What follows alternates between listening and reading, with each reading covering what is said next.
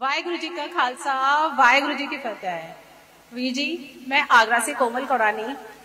मैं आपको बताना चाहूंगी कि 2018 से मैंने अमृत वेला संभाला है।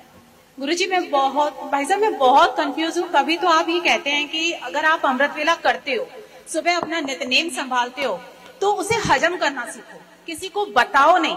और कभी ऐसा लगता है कि आप बोलते हो कि सबका अमृत वेला बनाओ। तो वीर जी, मेरा ऐसा पर्सनल मैंने ऐसा देखा है कि जब जब मैंने ऐसा किया, जैसे मेरा नित्यनेम है सुबह 3 बजे उठने का, 3 बजे मैं उठती हूँ। और अगर मेरी किसी फ्रेंड से मेरी बात हुई तो मैं उनको ये बताती हूँ कि नहीं, तुम लोग भी अमृत वेले उठो, बहुत फायदा होता है। हम गुरुद्वारे जाते हैं, बाबा जी के प्रकाश पे पहुंचते हैं, सब कुछ करते हैं। ऐसा मैंने नोटिस किया है वीर जी कि जब जब ऐसा होता है तो 2 या 4 दिन मेरा नित्यनेम बिगड़ जाता है। मैं 3 बजे की उठने वाली 4 बजे, 4:30 बजे, तो मुझे समझ में नहीं आता कि क्या करना चाहिए। बड़ा प्यारा सवाल है। ये बहुत लोगों की दुविधा है, बहुत लोगों को रास्ता मिला।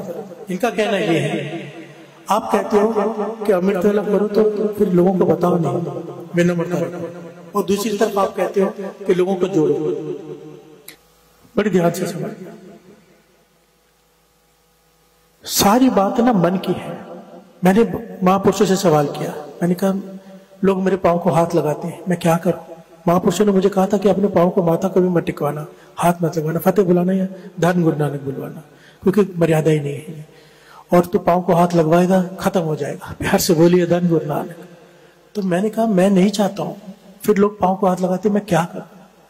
कहने के बस यही बात है, बड़ी ध्यान से समझना। तू नहीं चाहता, फिर भी लोग पांव को हाथ लगाते, तेरा कुछ नहीं जाएगा। पर अगर तू चाहने लगा लोग पांव को हाथ लगाए, तो तेरा कुछ बचेगा नहीं। प्यार से बोलिए धन गुरु नानक।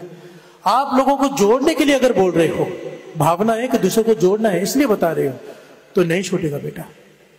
और मैं पूरी बात सुन लीजिए, नहीं छूटेगा। मैं पूरी बात सुन लीजिए। अगर हमारी भावना जोड़ने की है इसलिए बता रहे कि अमृत वेले मैं उठती हूँ, मुझे आनंद आता है, तो भी उठते रहो, तुझे आनंद आएगा, तो नहीं छूटेगा। ये तो गुरु की कृपा है, ये तो जोड़ना है। पर अगर हमारे मन में भावना ये कि दूसरे को पता चले हम उठते हैं, क्योंकि सारी बात भावना की है।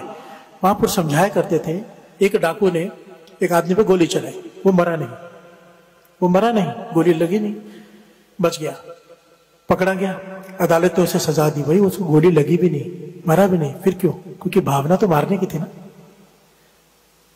अब डॉक्टर चाकू से शरीर को काट देता है, हम उसे पैसे देते, थैंक यू भी बोलते हैं, काट रहे हैं शरीर को, पर क्यों? भावना उसकी बचाने की है।